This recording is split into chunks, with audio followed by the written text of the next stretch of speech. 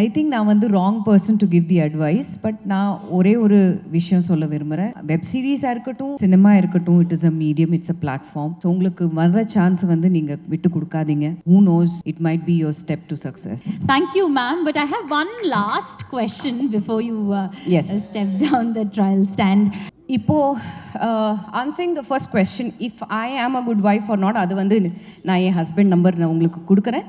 நீங்கள் வந்து அவரை ஃபோன் பண்ணி அவர்கிட்ட கேளுங்க. If I'm a good wife or not, அவர் வந்து சொல்லுவார்.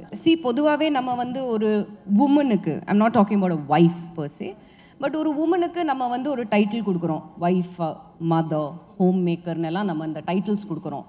இதுக்கும் மீறி அவங்க வந்து இதே டைட்டில்ஸை வந்து எப்படி அவங்க டேர்ம்ஸில் இதை டிஃபைன் பண்ணுறாங்களோ, I think that is a good lady for me.